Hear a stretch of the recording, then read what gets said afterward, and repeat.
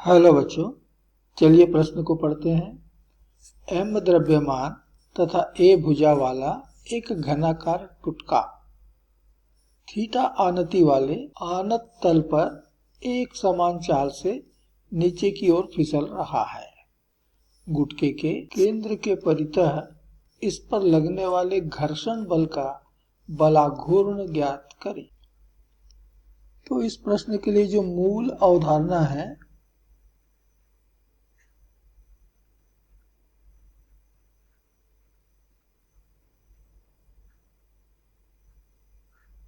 वह है बलाघूर्ण।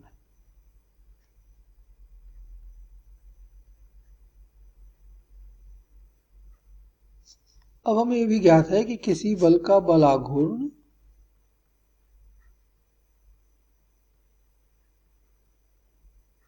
इसे हम सामान्यतः टाउ से दिखाते हैं, बराबर होता है बल, जो बल आरोपित किया गया है बल, गुणित बल की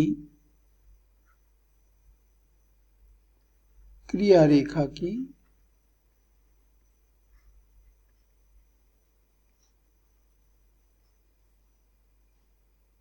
लंबवत दूरी।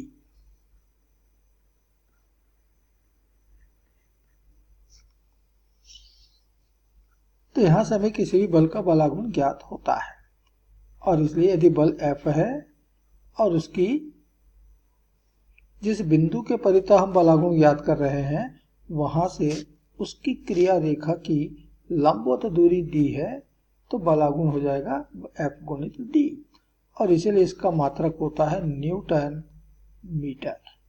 बल का मात्रक न्यूटन, दूरी का मात्रक मीटर। तो ये जो प्रश्न दिया गया, जो प्रश्न है वो इसी अवधारणा पर आधारित है।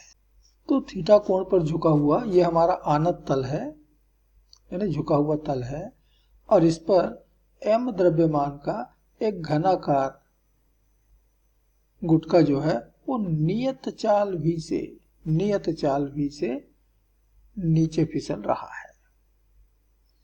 इस गुटके का भार जो कि mg होगा वो तो गुटके के केंद्र से सीधा ऊर्ध्वाधरता नीचे की ओर कार्य करेगा।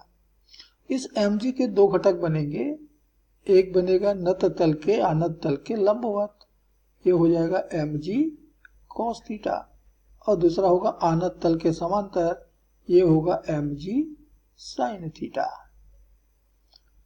आनत तल का अभिलंब प्रतिक्रिया n, ये लग गया तल के लंबवत ऊपर की तरफ, और आनत तल और गुटका के बीच जो घर्षण है F, ये होगा दोनों के संपर्क सतह के समांतर, दोनों के संपर्क सतह के समांतर और गति के विपरीत दिशा में। तो गति हो रही नीचे की तरफ, तो ये लगेगा ऊपर की तरफ। हमें इसी घर्षण बल का इसी केंद्र के परितः, गुटके के केंद्र के परितः बलाघूर्ण ज्ञात करना है। तो पूरे गुटके की जो लंबाई है, प्रत्येक भुजा की लंबाई है, वो तो a के बराबर है। तो केंद्र जो होगा वो हो जाएगा a/2 दूरी पर, a/2 दूरी पर, अर्थात केंद्र से हमारा घर्षण बल F ये लगा हुआ है a/2 दूरी पर। अब हमारा गुटका जो है वो नियत चाल से चल रहा है, फिसल रहा है, इसका मतलब उसके ऊपर लगने वाला परिणामी बल शून्य है, त्वरण शून्य है, तभी तो चाल नियत है, और यदि त्वरण शून्य है तो उसके ऊपर लगने वाला परिणामी बल शून्य होगा, और ये तभी संभव है जब विपरीत दिशा में कार्यरत बल एक दूसरे को संतुलित करें। तो चूंकि गुटका नियत चाल से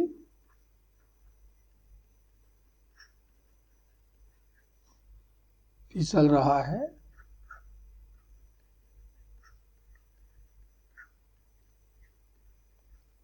इसलिए गुटके पर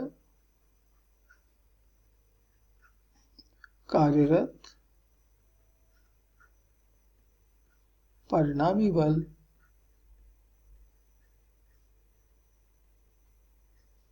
शून्य होगा।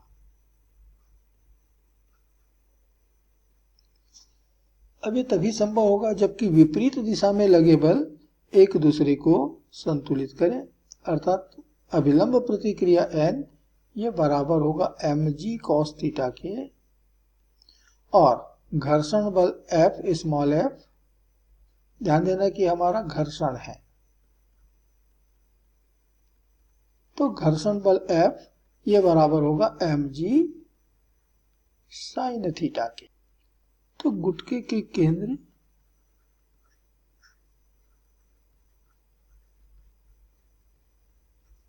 के परितः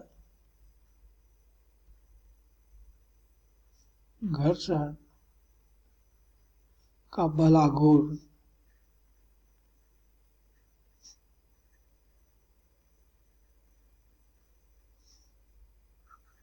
टाउ बराबर होगा बल गुणित बल की बिंदु से लंबवत दूरी, और ये दूरी तो a/2 है। तो F का मान अभी हमने ऊपर कहा mg साइन थीटा गुणित a/2, अर्थात ये हमको मिल रहा है amg साइन थीटा बटे 2। इतना बलाघूर्ण घर्षण बल ने उस गुटके के ऊपर आरोपित किया है। और ध्यान देना कि यही एकमात्र बल है जो बलाघूर्ण उत्पन्न करेगा केंद्र के परितः, क्योंकि बाकी सारे के सारे बल केंद्र से होकर के गुजर रहे हैं। अभिलंब प्रतिक्रिया केंद्र से गुजर रहा है, mg साइन थीटा केंद्र से गुजर रहा है, mg केंद्र से गुजर रहा है, mg cos थीटा केंद्र से ही गुजर रहा है।